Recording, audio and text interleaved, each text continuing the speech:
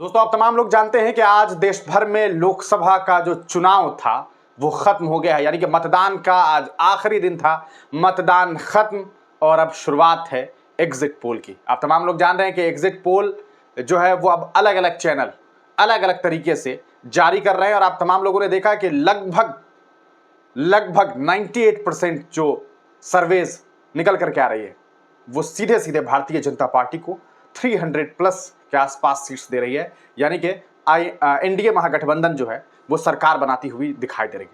लेकिन सवाल यह है कि क्या वाकई जो डेटा दिया जा रहा है, जो सर्वे निकल करके सामने आ रहा है, वो सही है? क्या हमेशा इस तरह के जो सर्वे आते हैं, जो एग्जिट पोल जो निकल करके आता है, सामने आता है, क्या वो सही होता है? आइए एग्जिट पोल के बारे में बात करेंगे और आपको ले चलेंगे आज से सीधे 20 साल पहले, यानी कि 2004 में आपको लेकर के चलते हैं और आपको बताते हैं कि क्या हमेशा एग्जिट पोल सही होता है। देखिए 2004 का एग्जिट पोल आपको दिखाएंगे सबसे पहले और आपको बताएंगे किस तरह से 2004 में अलग अलग चैनल ने, अलग अलग न्यूज एजेंसीज ने, अलग अलग जो कह सकते हैं एग्जिट पोल बनाने वाली एजेंसीज हैं, उन्होंने एग्जिट पोल जारी किया, लेकिन रिजल्ट क्या सामने आया। देखिए सबसे पहले बात करते हैं, आपको दिखाते हैं। ये देखिए, ये 2004 लोकसभा चुनाव एग्जिट पोल कराने वाली संस्था आउटलुक MDR, काफी चर्चित नाम। देखिए भारतीय जनता पार्टी को 290 सीट दिया जा रहा था, यानी कि आराम से सरकार बनती हुई दिखाई दे रही है। कांग्रेस को 169, अन्य को 99। आज तक की बात करेंगे ORG मार्ग, आज तक ORG मार्ग ने 248 सीट्स दिए थे। यानी कि आप समझ सकते हैं कि 248 का मतलब है कि बहुत कम, सिर्फ 273 चाहिए था, है ना। यहां से काम चला लेते, सरकार बन जाती।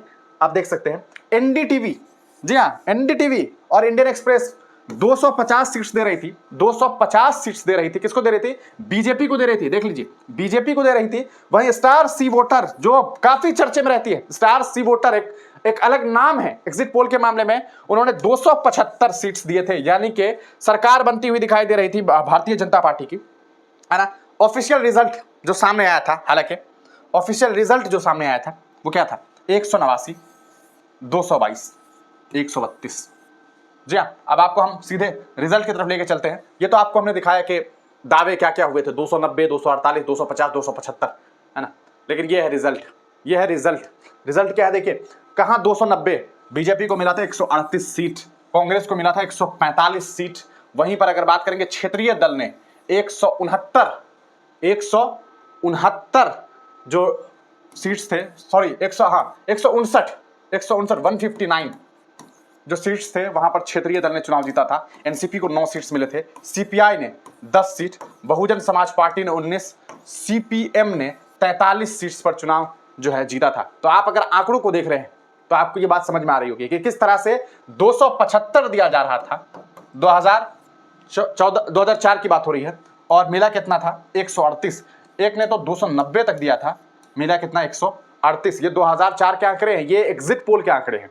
हालांकि वक्त बदला है, 20 साल के बाद फिर एक बार एग्जिट पोल हमारे पास है, सामने है, आप तमाम लोग देख रहे हैं। हम आपको ये नहीं कह रहे हैं कि इनके आंकड़े गलत होंगे, बिल्कुल सही नहीं होंगे, वो एकदम गलत है, लेकिन हम आपको बता रहे हैं कि क्या एग्जिट पोल हमेशा सही होता है। ये हम आपको वो आंकड़े दिखा रहे हैं। आइए, तो दोस्तों देखा आपने, ये 2004 लोकसभा चुनाव के जो आंकड़े थे, उस वक्त क्या दिखाया जा रहा था एग्जिट पोल पे, रिजल्ट क्या सामने आया था? रिजल्ट कुछ और था, एग्जिट पोल कुछ और थे। इस बार एग्जिट पोल की अगर माने तो बीजेपी 300 प्लस बहुत आसानी से जो है अब वो गेन करती हुई दिखाई दे रही है। तो देखना यह है कि क्या ये आंकड़े सही है या फिर 260 से 280 के बीच जो है वो बीजेपी, क्योंकि इसके चांसेस तो आप समझ लीजिए कि 95% है कि बीजेपी सरकार बना रही है। तीसरी बार देश के प्रधानमंत्री नरेंद्र मोदी बन रहे हैं, ये तो तस्वीर साफ समझ में आ रही है। लेकिन क्या जो आंकड़े बताए जा रहे हैं क्या वो सही है? या एक तरफ दावा ये भी हो रहा है कि कांग्रेस कह रही है हम 295 सीट लेकर के आ रहे हैं। आप तमाम लोग इस पूरे प्रकरण पर क्या कुछ सोचते हैं? अपनी राय कमेंट सेक्शन में जरूर दीजिएगा। तब तक के लिए दीजिए इजाजत, फिर मिलेंगे किसी नई वीडियो के साथ, किसी नई पेशकश के साथ।